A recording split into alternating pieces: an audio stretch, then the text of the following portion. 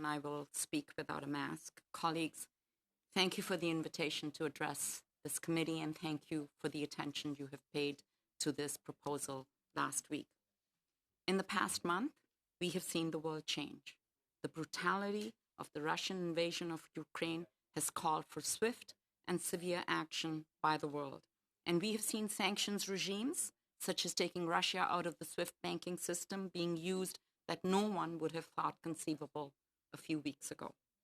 Recently, it was announced that by the government that Minister Freeland will join an international task force with the US, UK, and others to, quote, commit to working together to take all available legal steps to find, restrain, freeze, seize, and where appropriate, confiscate the assets of those individuals that have been sanctioned in connection with Russia's premeditated, unjust, and unprovoked invasion of Ukraine and the continuing aggression of the Russian regime. FARA, this bill, S-217, provides that legal basis and that legal tool to help hold dictators, human rights abusers, and kleptocrats accountable for their actions. Since time is short, I wanted to discuss some aspects that came up in discussion last week. First, yes, the preamble of the bill places emphasis on the forcibly displaced as a significant reason for this effort. However, I will point out that Clause 6, the enabling clause for grounds to seize and repurpose frozen assets, is much broader than just forcible displacement.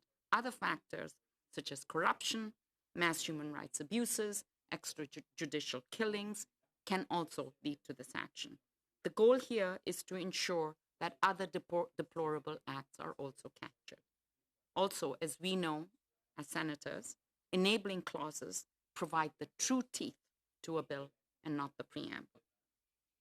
Second, it is true that most sanctions regimes seek to influence a change in behavior. But I would like to point out that when CIMA was enacted in 1992, the government made the point that it is much more than behavior change. And I will quote Barry Mohini, legal advisor to the Secretary of State for External Affairs, who appeared before a committee in 1992 and said that CIMA was to bring home to another government the real costs of pursuing unacceptable behavior. In the case of FARA, it provides the real cost to bureaucrats who have stolen from the public purse and wrought disaster and indignity on their own citizens. By confiscating and repurposing stolen assets to the victims, it is not inconceivable that such an action could lead to a chilling effect on other oligarchs who may change their behavior. More significantly, in the case of Russia and Putin, oligarchs could conceivably come together collectively or individually to change behavior because of the influence they hold over Putin. But this law, colleagues, is not just about behavior change. It is about justice, and it is about justice significantly. Victims of corruption suffer the indignity of losing their homes, their lives, their opportunities, their security, while oligarchs swan around in their mansions in London or in yachts anchored off the coast of Italy. Repurposing the assets to victims squares the circle without necessarily removing the lever of behavior change. Third, there was discussion about other similar legislation around the world that puts an emphasis on returning assets to the country of origin.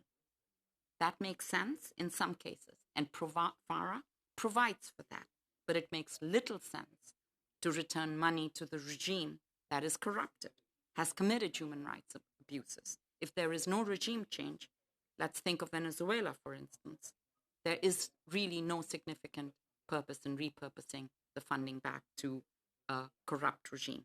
In the meantime, people suffer, need support and justice. So FARA allows for that flexibility.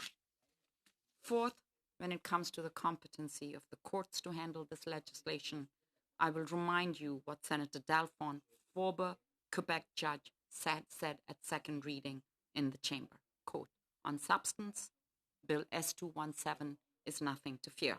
The concepts are already well established in our domestic law relating to the proceeds of crime, such as in the Seized Property Management Act Code.